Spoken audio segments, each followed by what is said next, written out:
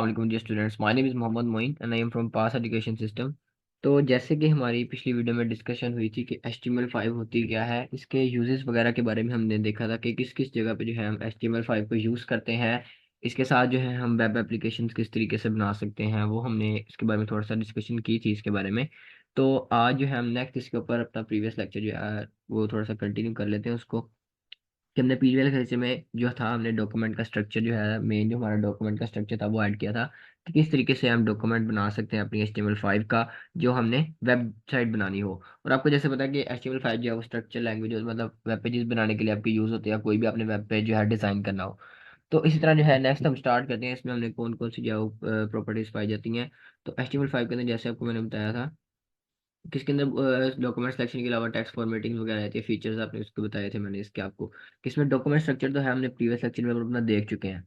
तो आज की इस वीडियो में ना आपके सामने आपका टेक्स्ट फॉर्मेट के बारे में बताऊंगा कि टेक्स्ट जो है आपने किस तरीके से ऐड करना है अपनी HTML का जो वेब पेज बनाना है, उसके अंदर जो आपने टेक्स्ट किस तरीके से ऐड करना है। टेक्स्ट की भी इसके अंदर डिफरेंट फॉर्म्स आ जाती हैं आपकी, जैसे हेडिंग्स वगैरह आ जाती हैं, इसी तरह स्मॉल टेक्स्ट आ जाते हैं, इसी तरह कैपिटल टेक्स्ट स्मॉल अल्फाबेट्स के, और इस तरह डिफरेंट इसके अंदर सारा टेक्स्ट इसी के अंदर आया था। तो हमने जो है वो आज की इस वीडियो में देखेंगे। बाकी जो है इसके अंदर फीचर्स आते हैं जैसे लिंक्स आ गया, image media, list, tables, forms वगैरह, ये हम जो है आगे इंशाल्लाह जो है वो डिस्कस करते रहेंगे। इसके बारे में भी जो है तमाम इसके वीडियो आपको साथ साथ मिलती रहेंगी। तो सबसे पहले मेन जो है अपना इसका टेक्स्ट फॉर्मेट जो हमने देखना है, किस तरीके से हमने इसमें टेक्स्ट बनाना है। तो टेक्स्ट फॉर्मेट में सबसे पहले जो हमारे पास आ जाती है हेडिंग, कि H1 से लेके ना H6, मतलब हेडिंग जो है हमारी H1 से लेके हेडिंग 1, हेडिंग 2, हेडिंग 3 से लेके मतलब इस तरह अपन हेडिंग 6 तक है। इसके बाद जो हम इसके अंदर हेडिंग नहीं ऐड करें, मतलब आप चाहते हैं कि अगर आप H7 ऐड कर लें तो वो आपका बिल्कुल डिफॉल्ट आएगा, क्योंकि H1 से लेके सिर्फ H6 तक आप जो है इसके अंदर वैल्यूज ऐड कर सकते हैं। तो इसको जो है अब अप्लाई करके देखते हैं कि किस तरीके से जो है आपने हेडिंग जो इसके अंदर अप्लाई करनी है। तो सबसे पहले आपने VS कोड ओपन किया हुआ है, इसमें डॉक्यूमेंट का स्ट्रक्चर जो है वो ऑलरेडी इसके अंदर हमने बनाया हुआ था, तो वो बना हुआ है। इसकी बॉडी के अंदर जो है अब आपने इसका टैग ऐड करना है। इधर आप लिखेंगे H1, इस तरह जो देखें उसका ओपन टैग एक आ गया, और साथ ही जो है उसका एक क्लोज टैग आ गया। क्लोज टैग में इसके साथ एक बार आती है, ये आपने लाजमी इसके साथ लगानी है। अब इसके अंदर आप कोई सा भी जो है अपना कंटेंट आप लिख सकते हैं, किसी तरह का भी आप लिख सकते हैं, जैसे मैं इसके अंदर एक लिख लेता हूँ। और इसके साथ जो है आप उसके अंदर मैं आपको बताऊंगा कि आपने इस वीडियो को जो है वो मतलब कोड को जो है वो अपने रन किस तरीके से करना है। अब देखिए ये मैंने हेडिंग इसके अंदर लिख ली। अब यहाँ पे जो है एक डॉक्यूमेंट हम सेलेक्ट कर लेते हैं, ये टाइटल जो है इसका वो हमने यहाँ पे सेलेक्ट करना है, तो यहाँ पे हम कर लेते हैं HTML5। अब ये था इसका टाइटल सेट हो गया, और इसके अंदर जो हेडिंग हमने H1 ऐड किया है वो भी इसकी यहाँ पे आ चुकी है। अब यहाँ से हमने इसको सेव करना है, Ctrl+S से जो है आपकी सेव हो जाएगी ये फाइल। अब देखना ये है कि आपने इसको रन किस तरीके से करना है। आपने टूल बार पे देखेंगे मतलब डिफरेंट इसके अंदर ऑप्शन आ रहे होते हैं, हम उसको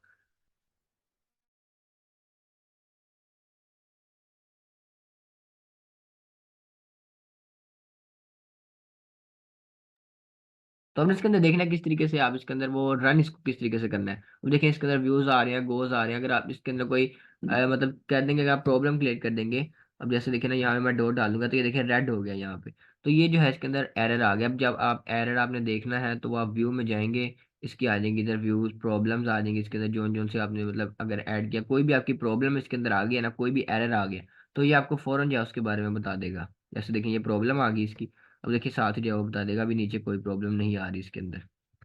तो ऐस इस तरीके से जो आप इसके अंदर प्रॉब्लम वगैरह इसकी निकाल सकते हैं। अभी देखिए ये जो है इसके अंदर H1 हेडिंग ऐड हो चुकी है। अब देखना ये है कि इसको हमने रन किस तरीके से करना है। अब यहाँ पे आप देखें ये रन का ऑप्शन आ रहा है, आप इसको जैसे ही राइट क्लिक करेंगे इसके ऊपर, इसको पे एक आ रहा है एक आ रहा है रन डिबगिंग स्टार्ट, मतलब हो जाएगी इसकी डिबगिंग। ये है कि आपके एरर्स को जो है वो रिमूव कर देगा और उसको डिस्प्ले कराएगा, आपको उसकी आउटपुट देगा। और नेक्स्ट जो है रन विदाउट डिबगिंग, ये मतलब वो एरर उसके नहीं देगा, साथ उसकी डिस्प्ले नहीं कराएगा, एरर है तो वो भी साथ ही उसकी डिस्प्ले हो जाएंगे।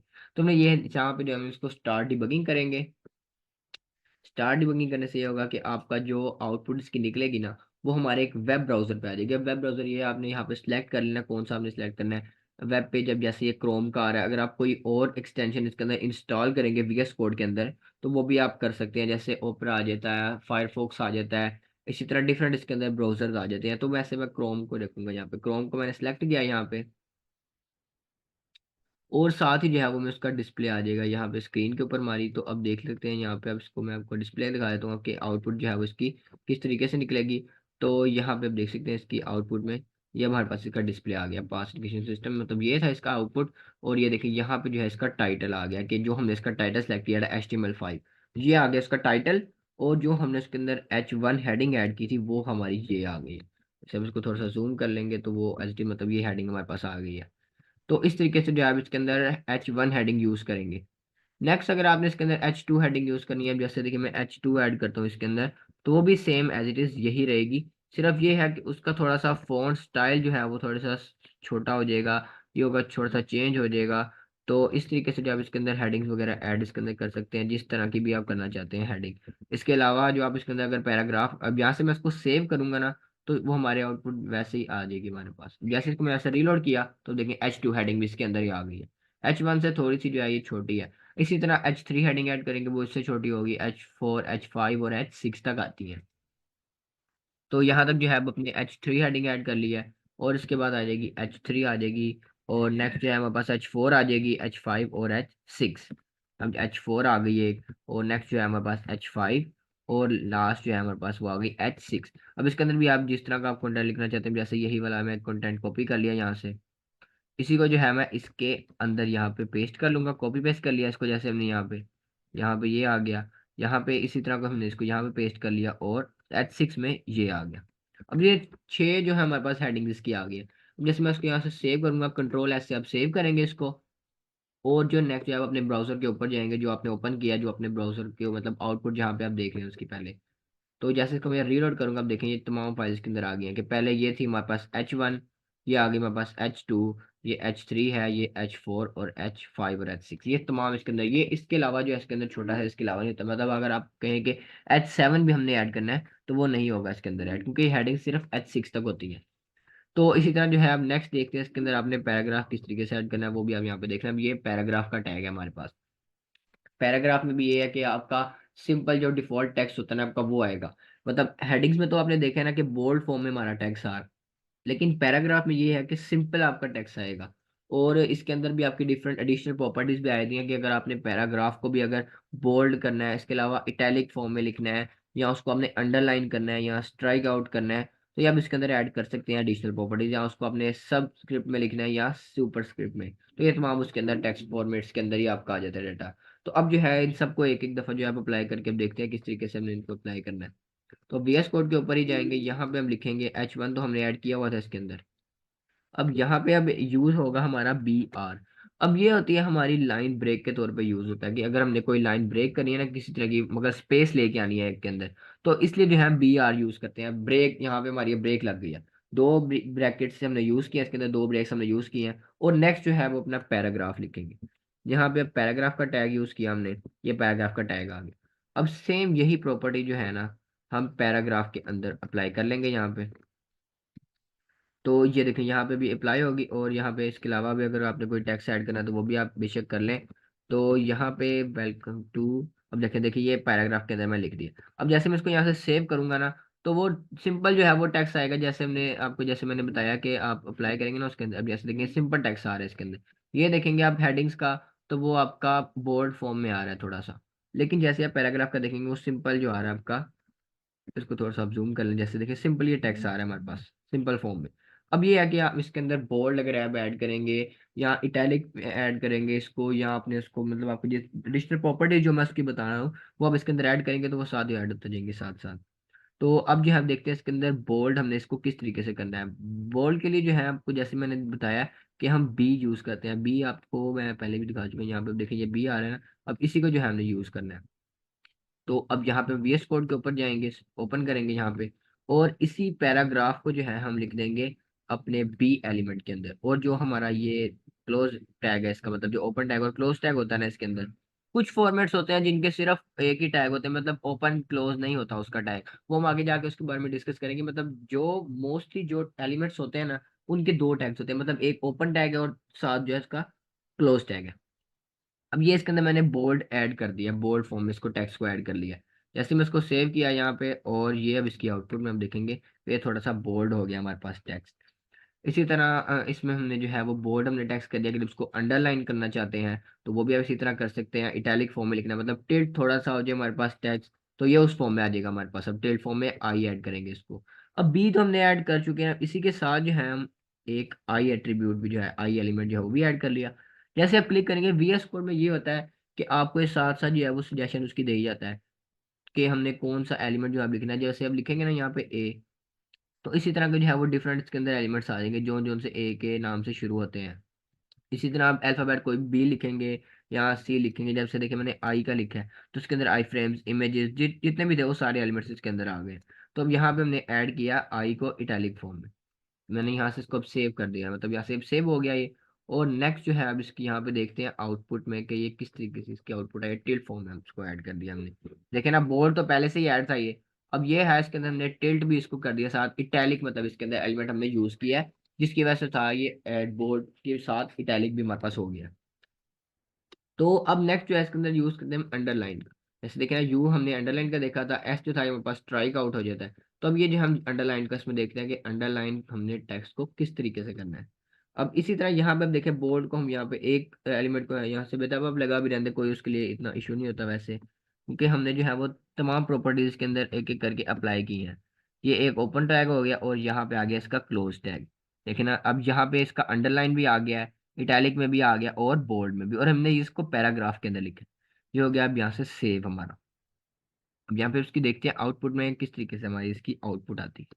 अब ये देखिए, अंडरलाइन तो पहले से ही था, मतलब बोल्ड तो हमने उसको पहले से किया हुआ था, अंडर उसको इटैलिक में भी किया और अंडरलाइन भी कर दिया टेक्स्ट। मतलब आप जिस तरह का आप टेक्स्ट आगे ऐड करते जाएंगे वो सेम यही प्रॉपर्टीज के अंदर ऐड होती जाएंगी। मतलब देखे ना, यहाँ पे अगर मैंने एक पैराग्राफ लिखा है ना, तो इसी को जो अगर मैं कॉपी कर लेता हूँ यहाँ से, और इसके अंदर यही पैराग्राफ को मैं अगर कॉपी करके दोबारा लिख देता हूँ, जैसे देखिए डॉट लगाऊंगा और यहाँ पे कॉपी, तो इसके अंदर भी जो है वो सेम प्रॉपर्टीज पेस्ट हो जाएंगी। ये देखिए यहाँ पे इसको मैं रीलोड किया और ये देखिए अंडरलाइन जो है वो साथ इसके साथ कंटिन्यूसली चलती जाएगी। मतलब जितना पैराग्राफ इसको बढ़ाते जाएंगे उतनी अंडरलाइन जो भी इसकी सेम प्रॉपर्टीज हैं वो इसी के अंदर आती रहेंगी। लेकिन आपने जो है वो इसी एलिमेंट टैग के अंदर इसको लिखना है, अगर आप बाहर लिखेंगे तो वो लाजमी बात है चेंज हो जाएगी उसके।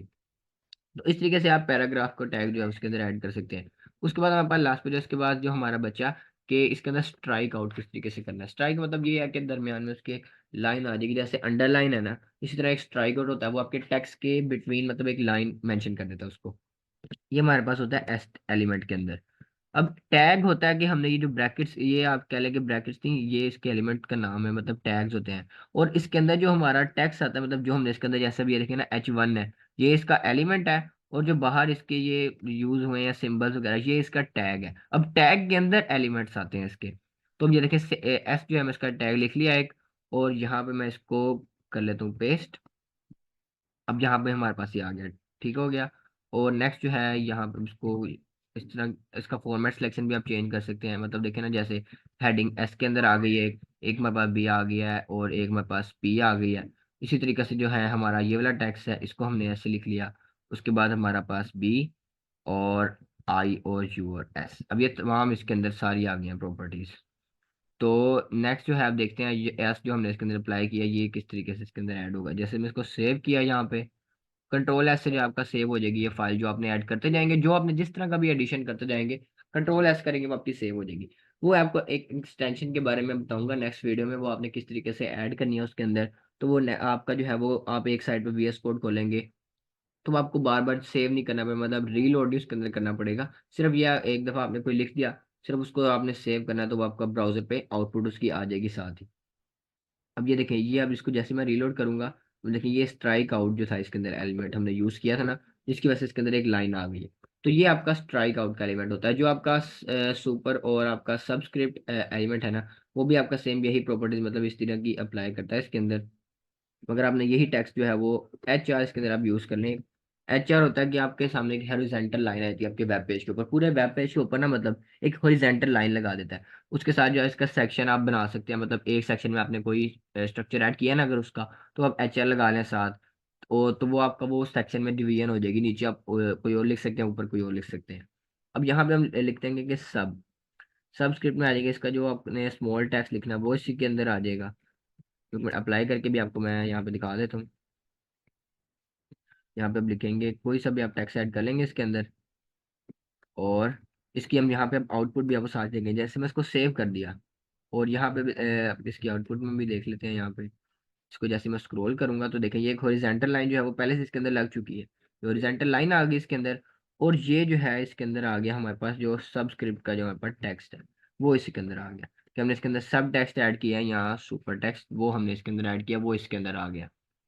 तो अब नेक्स्ट जो है इसके अंदर सब टेक्स्ट के अलावा हमने सुपर टेक्स्ट देखा था, वो भी इसके अंदर ऐड कर लेते हैं यहाँ पे, SUP।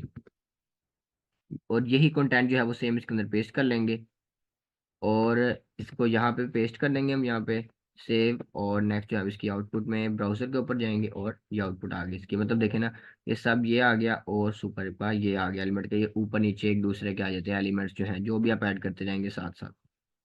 यहाँ पे अगर आप कोई और इसके अंदर ऐड कर ले, मतलब इसको आप लिखेंगे अगर H1 के अंदर, H1 हेडिंग के अंदर आप लिखेंगे ना, अगर इसको इस इधर आप लिख देंगे ना P, मतलब HTML5 है, HTML5, HTML5 लिखा हमने इसके अंदर।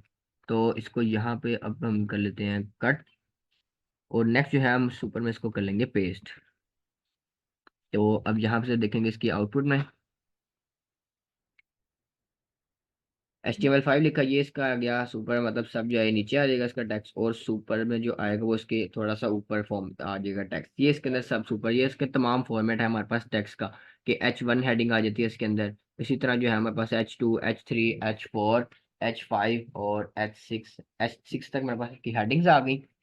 उसके बाद हमने देखा इसके अंदर हमने अंडरलाइन किस तरीके से करना है, बोल्ड उसको टेक्स्ट को किस तरीके से हमने करना है, और उसके अंदर एलिमेंट कौन कौन से यूज होंगे, इटैलिक उसके अंदर किस तरह करना है, हमने अंडरलाइन किस तरह करना है। ये हमारे पास तमाम एलिमेंट्स इसके अंदर आए थे, मतलब एडिशनल प्रॉपर्टी आप जिस तरीके से भी ऐड करते रहेंगे वो इसके अंदर आ जाएंगे साथ ही। HTML5 फिर हमने देखा ये इसके अंदर एक हेडिंग लिखी, और उसके अंदर हमने सबस्क्रिप्ट और सुपरस्क्रिप्ट टेक्स्ट ऐड किया। अब देखिए ये सुपरस्क्रिप्ट आ गई इसकी, और ये आ गई इसकी सबस्क्रिप्ट। तो इस तरीके से जो आप इसके अंदर टेक्स्ट का ये तमाम फॉर्मेट इसका हम डिस्कस कर चुके हैं, मतलब ये टेक्स्ट फॉर्मेट के अंदर ना यही तमाम चीज़ें आती हैं अब आपकी, कि H1 से लेके H6 तक पैराग्राफ आ गया आपका, और ये जो आपकी जो उनसे एडिशनल प्रॉपर्टीज आपकी ये आ जाती हैं। बाकी जो मेन आपका है ना वो सिर्फ हेडिंग्स और पैराग्राफ ही आता है आपका, इसके अलावा कोई टेक्स्ट नहीं होता अब इसके अंदर। वो बाकी दूसरी जैसे आपने प्रोग्रामिंग लैंग्वेज का आपको बताया था मैंने, CSS का, उसके अंदर जो है आप इसके अंदर थोड़ी सी चेंजिंग वगैरह कर सकते हैं, कि मतलब आपने अगर टेक्स्ट का कलर्स वगैरह चेंज करा, जिस तरह का भी आपने फॉर्मेट उसको देना वो आप दे सकते हैं। तो ये हमारा आज का लेक्चर था कि हमने टेक्स्ट फॉर्मेट्स को जो है वो किस तरीके से ऐड करना है। बाकी इंशाल्लाह जो है बाकी हमारे डिफरेंट टॉपिक्स अभी इसके ऊपर काफ़ी पड़े हुए हैं, जो न्यूज़ हमने इसके अंदर देखे थे, जिस तरीके से हमने ऐड किए थे फीचर्स उसके हमने देखे थे, इमेजेस आ जाती हैं, लिंक्स आ जाते हैं, वो हम इंशाल्लाह नेक्स्ट वीडियोज़ में डिस्कस करते रहेंगे। बाकी इंशाल्लाह आज के लिए इतना ही, अल्लाह हाफिज़।